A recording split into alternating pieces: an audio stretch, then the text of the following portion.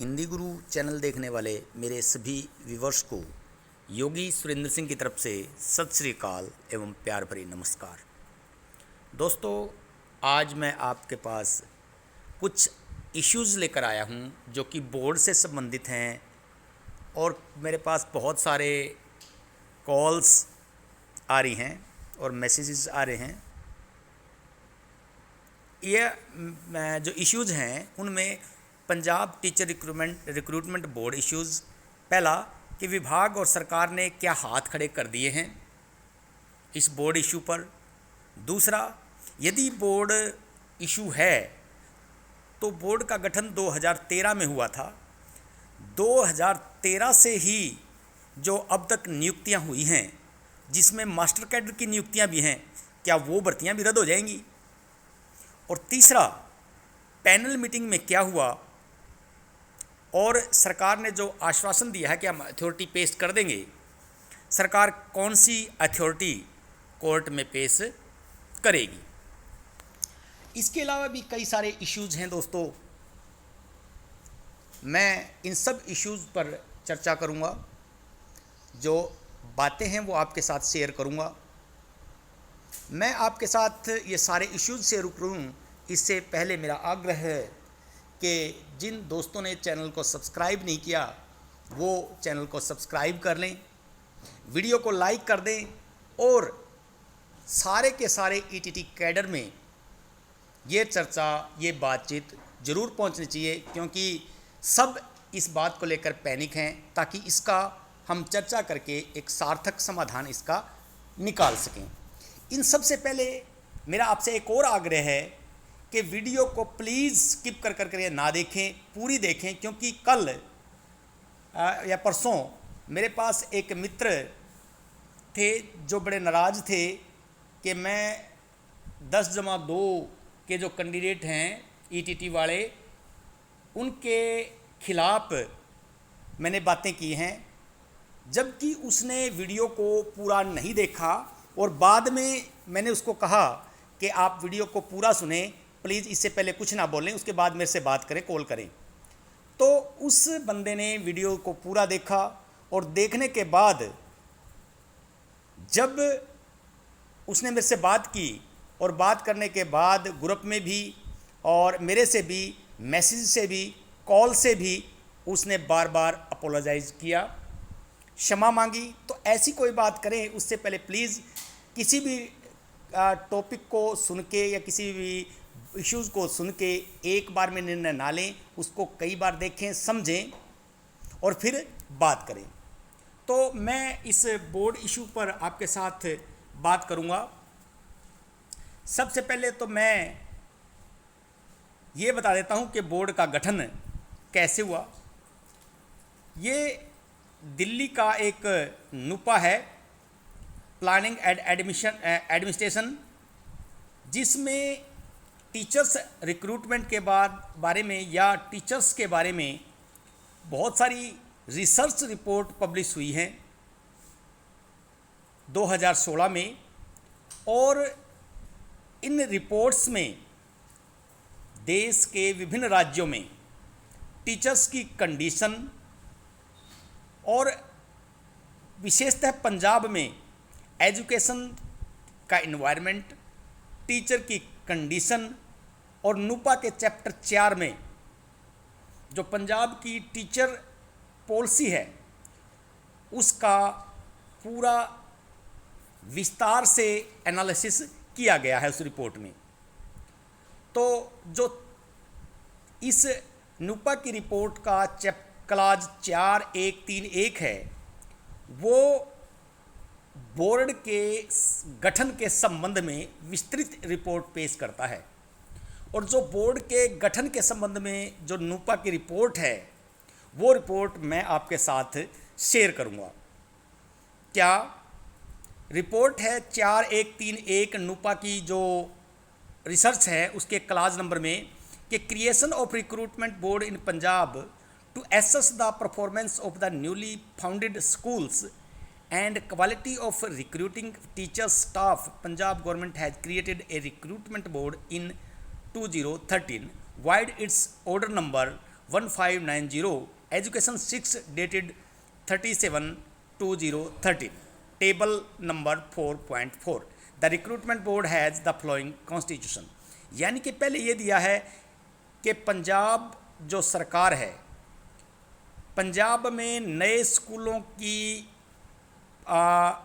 Foundation के साथ और टीचर स्टाफ की रिक्रूटमेंट के लिए एक बोर्ड का गठन किया गया है 2013 में अपने ऑर्डर नंबर 1590 डेट 30/7/2013। और इस बोर्ड में होगा कौन कौन? Principal secretary school education Punjab, वो चेयरमैन होंगे। यानी कि हमारे जो प्रिंसिपल सेक्रेटरी हैं स्कूल एजुकेशन के, वो इसके चेयरमैन होंगे। Vice chancellor GNDU Amritsar university के, वो इनके मेंबर होंगे। कुलपति हैं पंजाबी यूनिवर्सिटी पटियाला के, वो भी इसके मेंबर होंगे। Chairman Punjab school education board SS नगर, वो इसके मेंबर होंगे। Directorate general of school education, वो इसके मेंबर होंगे। और इसके अलावा director of public instruction governor Punjab, ऐसी पंजाब, जो ये कि एक हमारे जो पंजाब के गवर्नर हैं उनसे संबंधित है ये पद, ये भी इसके मेंबर होंगे। तो ये बोर्ड का गठन का जो मेंबर्स हैं और चेयरमैन हैं वो बोर्ड में होंगे। यहाँ मैं आपको एक बात विशेषता बता देता हूँ, पंजाब में ऐसा कोई भी बोर्ड नहीं है। केवल अधिसूचना जारी की गई है बोर्ड की कि बोर्ड होगा, लेकिन पंजाब सरकार ने अधिसूचना जारी करके बोर्ड कॉन्स्टिट्यूशन पे किसी भी प्रकार की कोई कार्रवाई नहीं की। और सारा का सारा जो बोर्ड का काम है वो serial number 5 director general of school education DGSC महानिदेशक पंजाब, वो ही एकमात्र इसको देखते रहे हैं। अब इसकी बात आती है कि लीगलिटी क्या है इसकी। लीगलिटी पर हम चर्चा करते हैं इस बोर्ड की। अब एक बात तो निश्चित है कि बोर्ड सही नहीं है, ये बात तो बिल्कुल निश्चित है। अब perusal of extract portion of the report reveals that the recruitment of teacher the government of Punjab is now ever dissemble that any point of the time the board was associated in dealing with the selection process for making।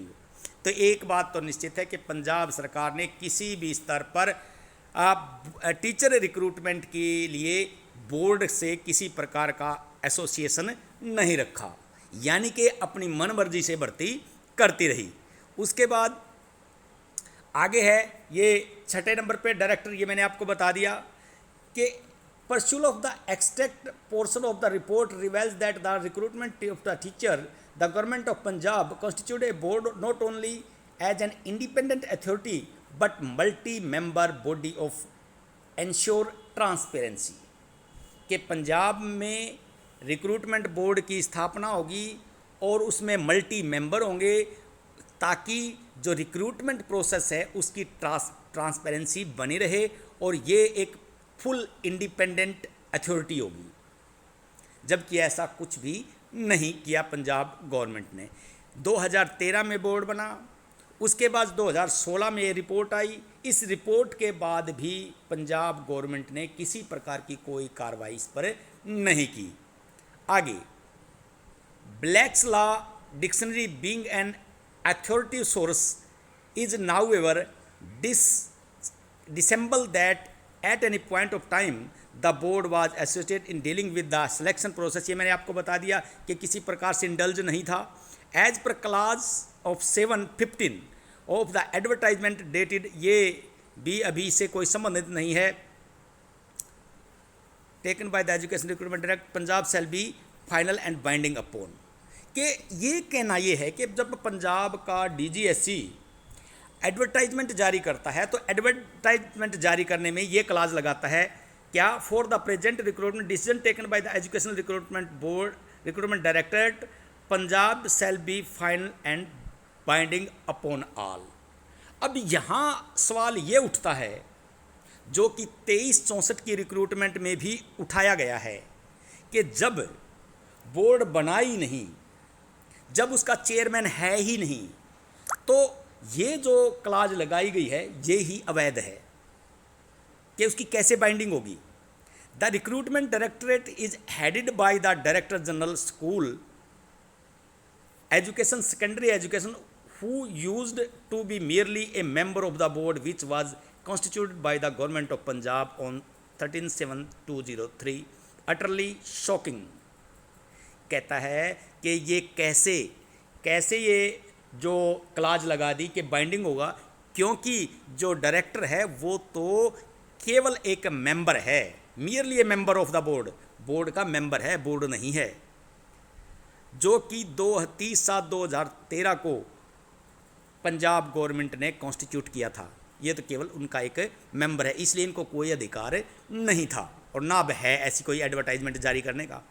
फिर utterly shocking, कि ये बड़े शौक की बात है, shocking है ये, क्या without there being any enabling provision under the service rule the DGSC the sole officer has been assigned the power of board.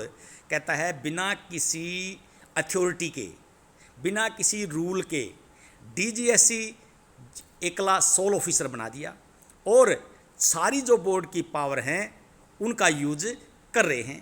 क्या recommendation on the basis of the selection process under challenge for appointment to the post in question. तो इसलिए उनके द्वारा जो selection process है under the challenge, जो selection process जिसको challenge किया गया है for appointment to the post in questions, उन पर प्रश्न चिन्ह है। क्या नो डाउट कहता है कि कोई बात नहीं कि जो पटिशनर हैं 66-35 में भी 23-64 में भी किसी ने बोर्ड पर क्वेश्चन नहीं उठाया, इसलिए पर बोर्ड पर क्वेश्चन उठाने का ये मतलब नहीं है कि बोर्ड सही हो गया, लेकिन 66-35 में एक क्वेश्चन उठ गया है, इसलिए ये बहुत गंभीर मुद्दा अब बन गया है। क्या mention that here that the national ये director has no role at all recommendation leading to the, अब या 23-64 की बात है, क्या कि it the recruitment directorate has no role at all thus the action of the government while conferring the power of the board in favour of the recruitment directorate has travelling the importance of service rule and such as same as lacking legitimacy।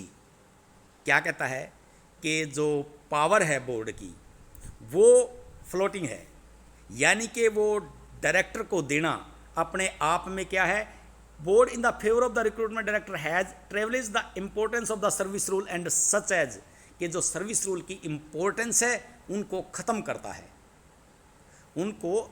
तो यहाँ जो है service rule हैं उन पे question लगा दिया, question mark लगा दिया, और यहाँ रेफरेंस दिया है 23-64 में किसका, ऑनरेबल सुप्रीम कोर्ट का, क्या कि एक चेयरमैन किसी ऑटोनोमस बॉडी में या किसी भी इंडिपेंडेंट बॉडी में जब उसकी स्थापना होगी तो उसमें चेयरमैन होगा, और बिना चेयरमैन के कोई रिक्रूटमेंट प्रोसेस हो ही नहीं सकता। ये उसके बाद यहाँ ये incurable illegality or derogation of the provision of the constitution unless she participate in the selection process।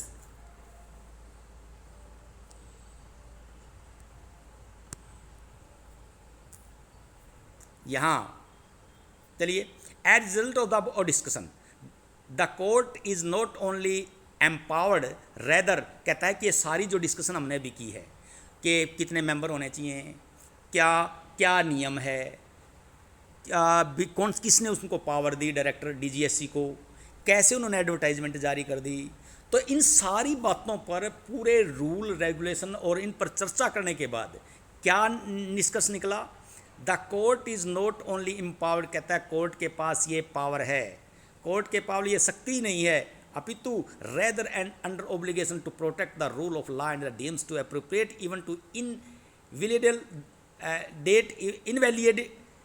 invalidate the entire selection process initiated wide advertisement number। ये 23-64 के बारे में कहा कोर्ट ने कि जब कोई बोर्ड ही नहीं है तो सिलेक्शन प्रोसेस जो करने वाली संस्था है वही गैर कानूनी है, जब वो संस्था ही गैर कानूनी है तो उसके पास कोई राइट नहीं है, और कोर्ट ने कानून का राज स्थापित करना है और कोर्ट के पास ये शक्ति है। इसलिए कोर्ट जो है, जो एडवर्टाइजमेंट है वो किसी कंपिटेंट अथॉरिटी ने जारी ही नहीं की, तो सेम 66-35 में भी हुआ है। तो अब ये विचारणीय मुद्दा हो गया। क्या कोर्ट ने जब 2364 में पहले ही बोर्ड को या इनकी जो रिक्रूटमेंट है इसको इलीगल घोषित कर दिया था अपने आदेश में और स्टक डाउन कर दिया था 2364 को, तो मैं ये पूछना चाह रहा हूँ कि सरकार या बोर्ड ये या डायरेक्टरेट तब कहाँ सो रहा था कि जब उसने एडवर्टाइजमेंट निकाली? तब एडवर्टाइजमेंट निकाली। यदि ऐसी कोई गलती हुई है तो ये बहुत बड़ी ब्लंडर मिस्टेक है।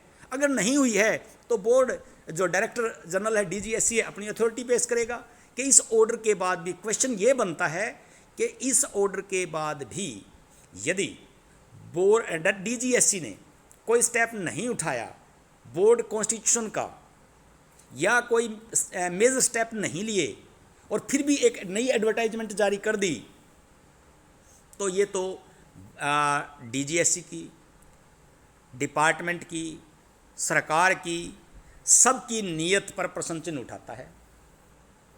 क्या सरकार के पास इतने काबिल लोग नहीं थे कि इस कोर्ट के डिसीजन को पढ़ते? कोर्ट को डिसीजन को पढ़ के फिर नए सिरे से सही ढंग से एडवर्टाइजमेंट जारी कर दे। क्या ये नीयत थी कि इन भर्तियों को पूरा ही नहीं किया जाना है? क्या पहले ये नीयत थी? अब यहाँ आगे देखिए, in the present case weightage वाला मामला छोड़ दे, यहाँ वेटेज पर भी क्वेश्चन मार्क लगाया है कोर्ट ने, लेकिन उन्होंने इसको नेक्स्ट रिक्रूटमेंट के लिए छोड़ दिया है। आगे देखिए, the board has not been constituted in term of rule 2(1) rather the director recruitment has, ये लाइन है जो सबसे महत्वपूर्ण है। The board has not been constituted in terms of the rule, कहता है बोर्ड नियम अनुसार, जो ये नियम दे रखा 2(1) उसके अनुसार गठित नहीं किया गया है। Rather the director recruitment has been made and final authority. ऊपर मैंने आपको दिखाया था वो एडवर्टाइजमेंट में एक नीचे क्लास दी होती है कि डीजीएससी का जो निर्णय होगा वो अंतिम और फाइनल और बाइंडिंग होगा सब पर। तो यहाँ ये कहते हैं माननीय कोर्ट के has been made the final authority for making recommendation without there being any competency, के बिना किसी कंपिटेंसी के, बिना किसी उनकी समर्थता के उनको बाइंडिंग अथॉरिटी बना दिया, फाइनल अथॉरिटी बना दिया। Without there being any the effect under service rule, to that effect under service rule. क्या ये जो सर्विस रूल है उनको प्रभावित करता है? यानी कि सर्विस रूल जो बनाए गए हैं उनके अनुसार नहीं है, क्योंकि उनके पास पावर ही नहीं थी सर्विस रूल के अनुसार इसको एडवर्टाइजमेंट को जारी करने की। फिर आगे, selection for the post in question has to be made on the basis of merit in the written examination to be specified by the director elementary education term. यहाँ ये क्वेश्चन कोर्ट ने भी अनुत्तरित छोड़ दिया है कि इस क्वेश्चन पे कि जब ये दिया है कि सिलेक्शन प्रोसेस सेकंड पेपर के बेस पे होगा, तो सेकंड पेपर के बेस पे ही होना चाहिए। तो 5 नंबर जो वेटेज के दिए हैं हायर क्वालिफिकेशन के वो जस्टिफाई नहीं करते। लेकिन को ये कहना है कि कोर्ट इस विषय पर हम चर्चा नहीं करेंगे, ये अलग एक बात है, तो ये नेक्स्ट टाइम के लिए छोड़ दिया गया है। ये इस विषय में बात की गई है। उसके अलावा ये आगे देखिए,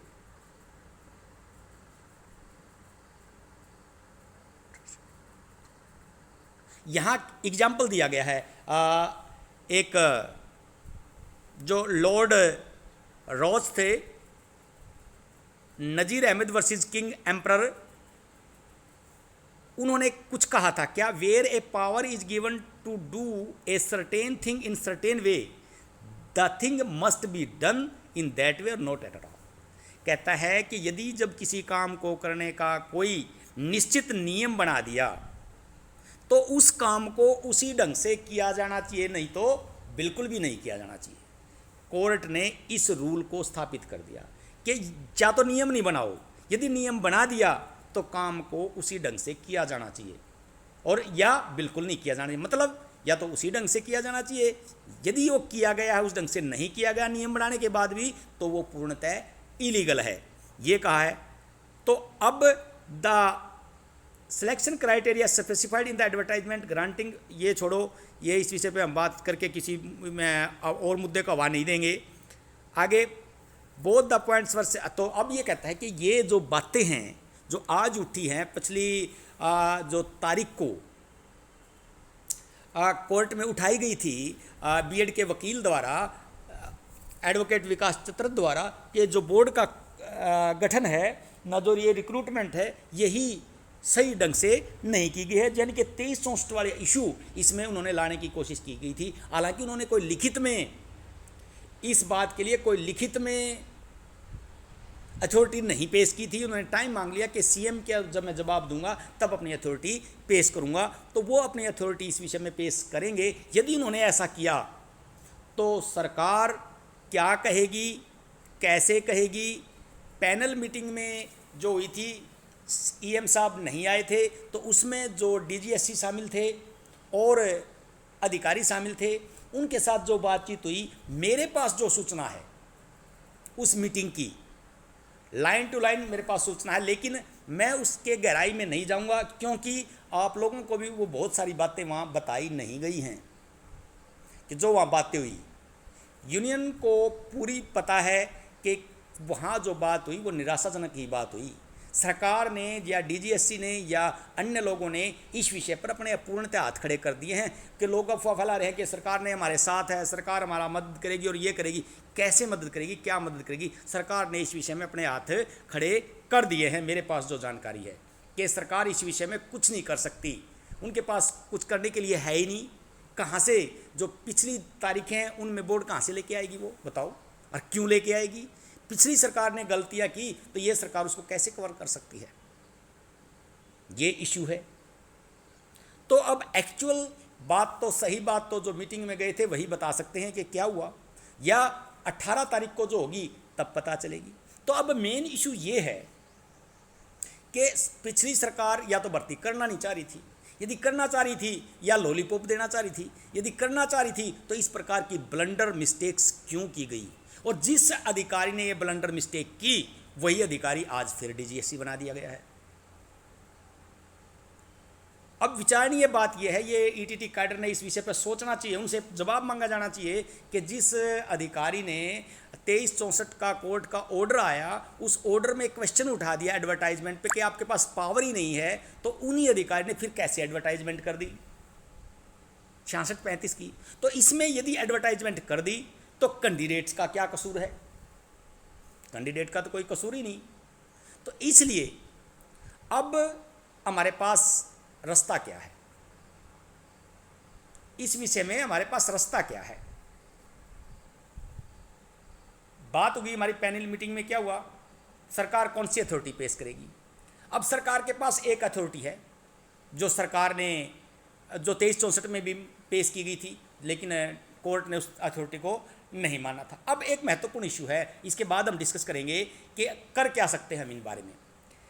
2013 से यदि बोर्ड अवैध है, जैसा कि बीएड वाले कह रहे हैं, मास्टर कैडर वाले कह रहे हैं, यदि 2013 से ही अवैध रिक्रूटमेंट अवैध है, एडवर्टाइजमेंट जो जारी की गई है वो गलत हैं, तो उन सारी एडवर्टाइजमेंट के अनुसार की गई भर्तियां क्या रद्द होंगी? क्या अभी जितनी 2013 के बाद रिक्रूटमेंट हुई हैं, जो एडवर्टाइजमेंट हुई हैं, क्या सारी एडवर्टाइजमेंट कवैस कर दी जाएंगी? यदि ये 66-35 रद्द होती है तो फिर सारी भर्ती रद्द कर देनी चाहिए, सारी ही भर्ती रद्द कर दी जानी चाहिए। फिर क्यों किसी को लगाएं? सारा कुछ नए सिरे से कर दिया जाना चाहिए, जो कि बिल्कुल गलत है।